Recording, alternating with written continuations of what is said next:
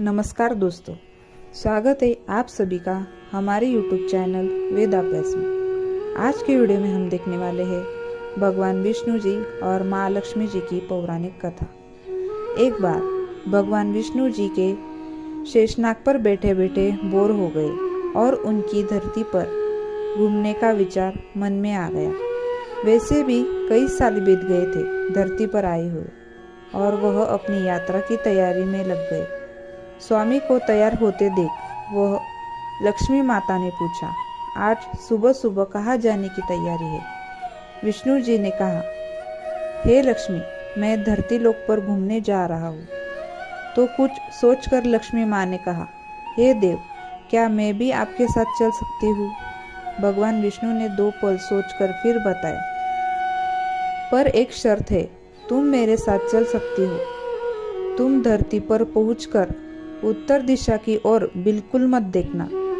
इसके साथ ही माता लक्ष्मी ने हाँ कहकर अपनी मनवली और सुबह सुबह माँ लक्ष्मी और भगवान विष्णु धरती पर पहुंच गए। अभी सूर्य देवता निकल रहे थे। रात बरसात होकर हटी थी। चारों ओर हरियाली ही हरियाली थी। उस समय चारों ओर बहुत शांति थी और धरती बहुत ही सुंदर दिख रही थी और माँ लक्ष्मी मंत्रमुग्ध होकर धरती को देख रही थी और भूल गई थी कि पति को क्या वचन देकर आई है। और चारों ओर देखती हुई अब कब उन्होंने उत्तर दिशा की ओर देखने लगी पता ही नहीं चला।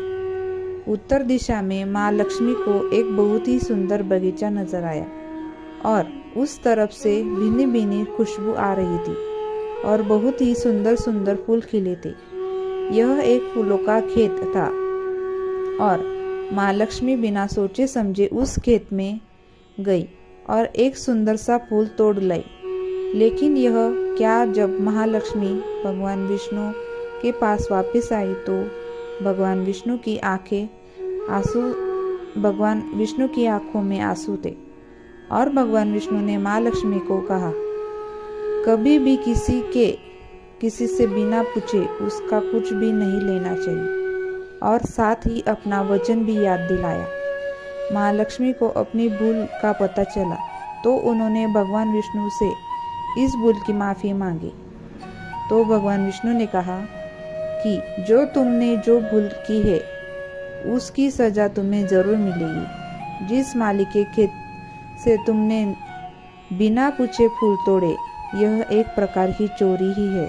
इसलिए अब तुम 3 साल तक मालिक के घर नौकर बनकर रहो। उसके बाद मैं तुम्हें वैकुंठ वापस बुलाऊंगा। माँ लक्ष्मी ने चुपचाप सर झुकाकर हाँ कर दी, क्योंकि वो आज की लक्ष्मी नहीं थी। और माँ लक्ष्मी एक गरीब औरत का रूप धारण करके उस खेत के मालिक के घर गई। घर क्या, एक झोपड़ा ही था और मालिक का नाम माधव था। माधव की बीवी, 2 बेटे और 3 बेटियां थी। सभी उस छोटे से खेत में काम करते किसी तरह गुजारा करते थे। माँ लक्ष्मी जब एक साधारण और गरीब औरत बनकर जब माधव के झोपड़े पर गई तो माधव ने पूछा, बहन, तुम कौन हो और इस तरह तुम्हें क्या चाहिए? तब माँ लक्ष्मी ने कहा, मैं एक गरीब औरत हूँ। मेरी देखभाल करने वाला कोई नहीं। मैंने कई दिनों से खाना भी नहीं खाया। मुझे कोई भी काम दे दो। तुम्हारे साथ घर का काम भी कर दिया करूँगी। बस मुझे अपने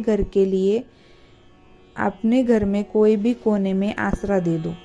माधव बहुत ही अच्छे दिल का मालिक था। उसे दया आ गई, लेकिन उसने कहा, बहन, मैं तो बहुत ही गरीब हूँ। मेरी कमाई से मेरा घर का खर्चा मुश्किल से होता है। लेकिन अगर मेरी 3 की जगह 4 बेटी होती तो भी मैंने गुजारा करना था।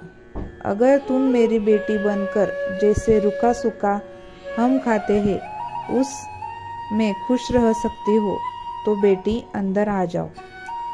माधव ने माँ लक्ष्मी को अपने झोपड़े में शरण दे दी और माँ लक्ष्मी 3 साल उस माधव के घर पर नौकरानी बनकर रही। जिस दिन महालक्ष्मी माधव के घर आई थी, उसके दूसरे दिन ही माधव को इतनी आमदनी हुई फूलों से कि शाम को एक गाय खरीद ली।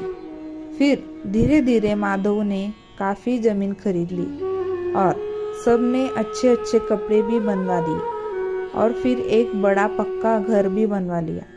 बेटियों और बीबी ने गहने भी बनवा लिए और अब मकान भी बहुत बड़ा बनवा लिया था। माधव हमेशा सोचता था कि मुझे यह सब इस महिला के आने के बाद मिला है। इस बेटी के रूप में मेरी किस्मत आ गई है मेरी। और अब 2-5 साल भी बीत गए थे, लेकिन माँ लक्ष्मी अब भी घर में और खेत में काम करती थी। एक दिन माधव जब अपने खेतों से काम खत्म करने घर आया तो उसने अपने घर के सामने द्वार पर एक देवी स्वरूप गहने से लदी हुई औरत को देखा। ध्यान से देखकर पहचान गया, और यह तो मेरी मुंह बोली चौथी बेटी यानी वो औरत है, और पहचान गया कि ये माँ लक्ष्मी है। अब तक माधव का पूरा परिवार बाहर आ गया था और अब हैरान होकर माँ लक्ष्मी को देख रहे थे। माधव बोला, हे माँ, हमें माफ कर लेना। हमने अनजाने में ही घर में और खेत में आपसे काम करवाया। हे माँ, यह कैसा अपराध हो गया। हे माँ, हम सबको माफ कर देना। अब माँ लक्ष्मी मुस्कुराई और बोली, हे माधव, तुम बहुत ही अच्छे और दयालु व्यक्ति हो।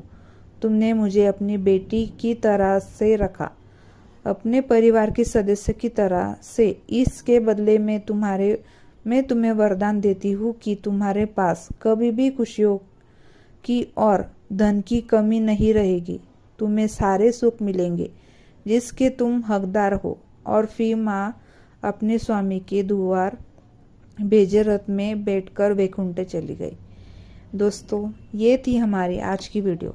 अगर आपको आज की वीडियो अच्छी लगे तो प्लीज़ लाइक और सब्सक्राइब ज़रूर करें। आपका एक लाइक और सब्सक्राइब मुझे लगे रहने की ताकत देता है। हर हर महादेव। मिलते हैं अगले वीडियो में।